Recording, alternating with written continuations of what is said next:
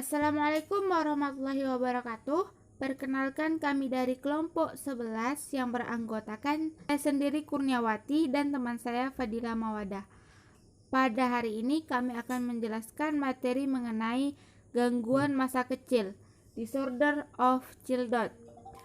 Materi yang akan kami bahas yang pertama adalah GPPH, gangguan pemusatan perhatian atau hiperaktivitas. Yang kedua, gangguan tingkah laku. Yang ketiga, disabilitas belajar.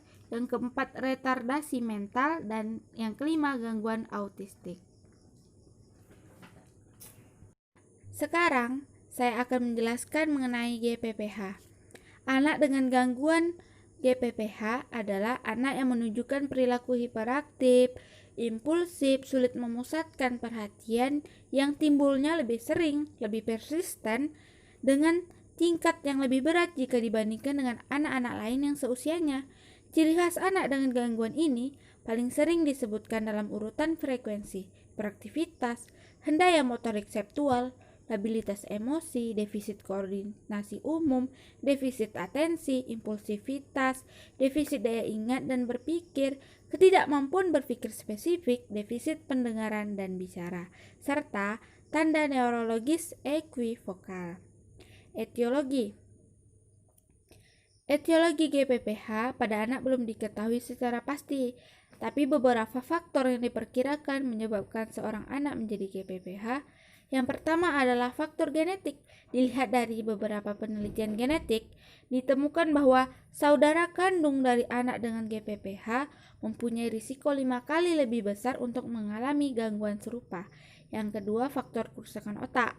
Diperkirakan bahwa beberapa anak yang menderita GPPH mengalami kerusakan ringan pada sistem saraf pusat dan perkembangan otak selama periode janin dan perinatal. Dan faktor yang ketiga adalah faktor neurokimia. Dan faktor yang terakhir adalah faktor psikososial. Nah, selanjutnya adalah diagnosis GPPH.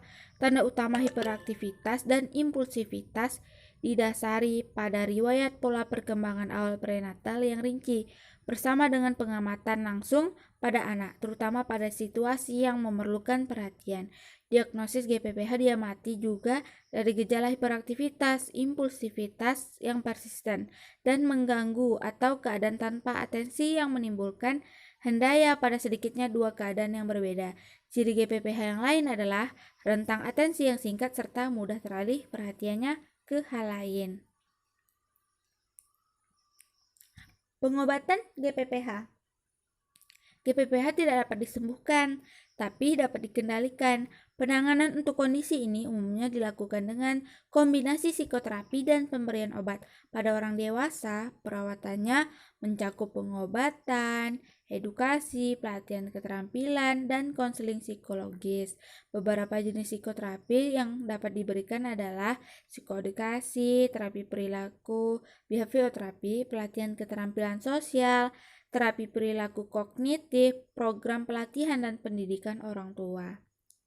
Selanjutnya adalah materi gangguan tingkah laku. Dalam DSM-4-TR didefinisikan bahwa gangguan tingkah laku atau conduct disorder adalah pola perilaku yang tetap melanggar hak-hak dasar orang lain dan norma susila.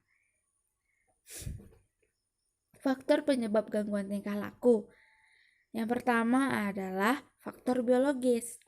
Terdiri dari beberapa faktor organik yang berhubungan dengan tingkah laku adalah keracunan pada janin, adanya masalah psikofisiologis berupa rendahnya denyut jantung dan respon galvanik pada kulit, sehingga anak mencari stimulasi melalui perilaku tidak terkontrol. Nah, selanjutnya adalah faktor neuron doktrin. Yang berpengaruh dalam gangguan tingkah laku adalah berhubungan dengan aksis hipotalamus pituitari adrenal yang meregulasi respons stres dan kortisol dalam darah. Anak dengan perilaku agresif diketahui memiliki kadar kortisol yang rendah. Yang selanjutnya adalah faktor individual yang berperan dalam pembentukan gangguan tingkah laku pada anak, yaitu regulasi diri yang kurang terbentuk sejak dini, regulasi emosi yang buruk sehingga anak tidak dapat mengembangkan strategi coping yang baik untuk mengatasi emosi negatifnya, dan mengatur emosi kurang berkembangnya pemahaman moral dan empati kognisi sosial anak. yang berkembang dengan buruk dan penggunaan obat-obatan terlarang. Faktor keluarga meliputi perilaku antisosial anak yang berhubungan dengan antisosial keluarganya. Gejala gangguan tingkah laku pada bayi dan awal masa kanak-kanak sulit untuk mengidentifikasi sesuai kriteria diagnosis.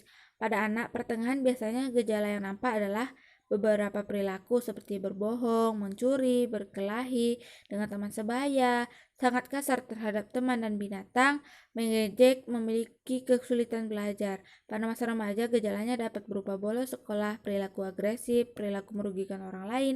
Dibandingkan masa anak pertengahan, menampakkan perilaku seks menyimpang, memakai zat terlarang, tidak mau atau dikeluarkan dari sekolah, kesulitan mematuhi aturan yang ada, kabur dari rumah, sulit menyesuaikan diri dengan lingkungan kerja, dan kesulitan akademik. Selanjutnya, yaitu tentang terapi. Terapi modifikasi perilaku dapat mengurangi kejadian gangguan tingkah laku, terapi kognitif perilaku CBT, dan terapi kemampuan sosial pada anak. Terapi keluarga merupakan psikoterapi yang dapat diberikan pada anak gangguan tingkah laku. Tujuan dari pelatihan ini adalah untuk meningkatkan kemampuan orang tua dalam manajemen perilaku dan meningkatkan juga kualitas hubungan orang tua dan anak. Terapi farmakologi meliputi pemberian methylphenidate atau atomoxetin. Selanjutnya yaitu materi disabilitas belajar.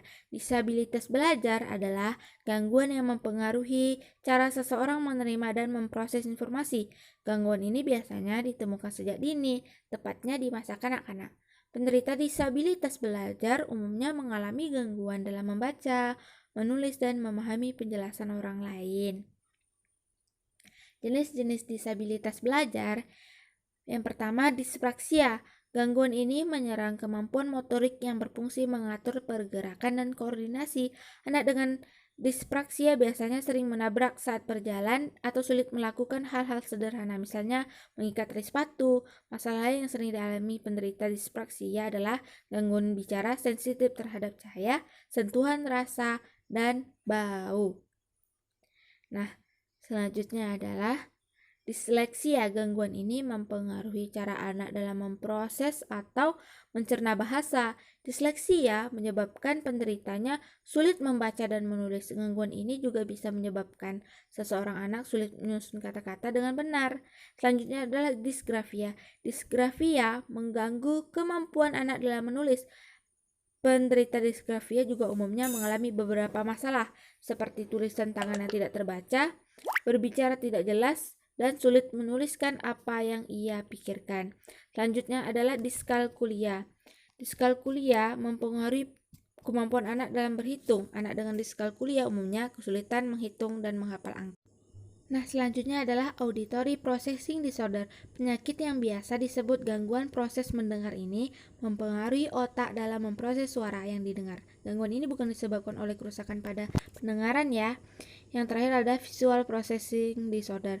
Penyakit yang biasa disebut gangguan proses melihat ini mempengaruhi cara anak dalam mencerna informasi secara visual. Pengobatan. Pendidikan khusus adalah pengobatan yang paling umum untuk disabilitas belajar. Pendidikan yang dimaksud bisa berupa sekolah khusus atau terapi.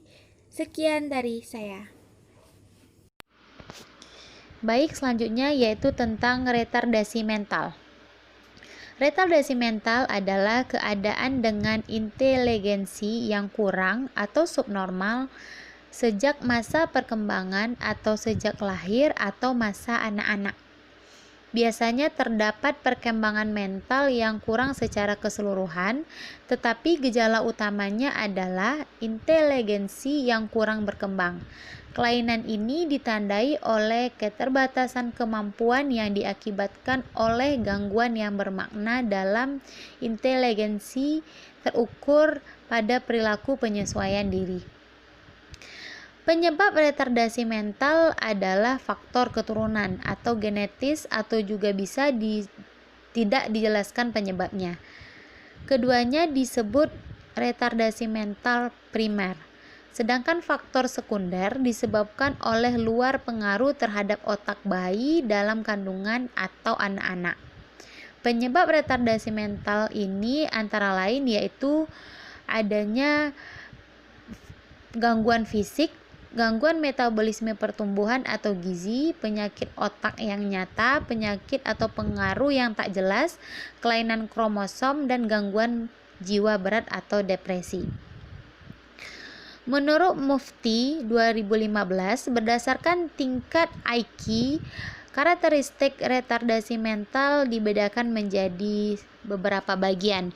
Yang pertama yaitu retardasi mental ringan. IQ dari 50 sampai 70, sekitar 85% dari orang yang terkena retardasi mental. Selanjutnya, retardasi mental sedang yaitu IQ 35 sampai 55, itu sekitar 10% orang yang terkena retardasi mental. Yang selanjutnya adalah retardasi mental berat, itu dari IQ 20 sampai 40, sebanyak 4% dari orang yang terkena retardasi mental. Yang terakhir yaitu retardasi mental berat sekali. Itu dari IQ 20 sampai 25, sekitar 1 sampai 2% dari orang yang terkena retardasi mental. Menurut Lumbang Timbong 2001 dan Mufti 2015 menyatakan bahwa pencegahan dan pengobatan retardasi mental itu diantara lain, yang pertama adalah pencegahan primer, yang kedua pencegahan sekunder, yang ketiga pencegahan tersier, yang keempat yaitu konseling, yang kelima latihan atau pendidikan, yang terakhir latihan diberikan secara kronis. Selanjutnya yaitu gangguan autistik. Autistik merupakan suatu gangguan perkembangan yang kompleks yang berhubungan dengan komunikasi, interaksi sosial, dan aktivitas imajinasi. Gejalanya terdampak pada sebelum usia 3 tahun. Bahkan apabila autis infantil, gejalanya sudah ada sejak bayi. Perilaku anak autis, yang pertama yaitu perilaku sosial. Anak autis yang nonverbal telah diketahui bahwa mereka mengabaikan orang lain. Yang kedua yaitu perilaku komunikasi. Untuk peran pemraksa dalam berkomunikasi, anak autis memiliki kesulitan dalam memulai percakapan atau pembicaraan. Faktor penyebabnya yang pertama yaitu faktor genetik. Lebih kurang 20% dari kasus-kasus autis disebabkan oleh faktor genetik. Yang kedua yaitu gangguan pada sistem syaraf. Banyak penelitian yang melaporkan bahwa anak autis memiliki kelainan pada hampir semua struktur otak, tetapi kelainan yang paling konsisten adalah pada otak kecil. Yang ketiga, ketidakseimbangannya kimiawi.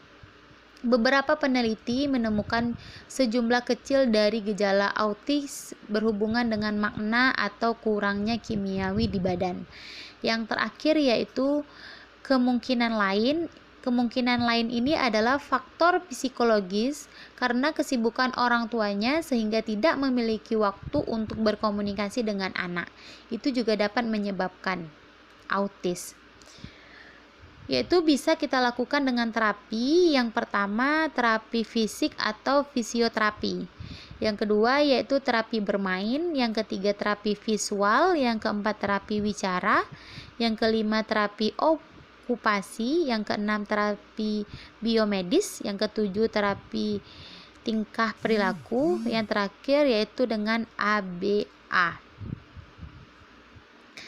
Sekian dari saya. Wassalamualaikum warahmatullahi wabarakatuh.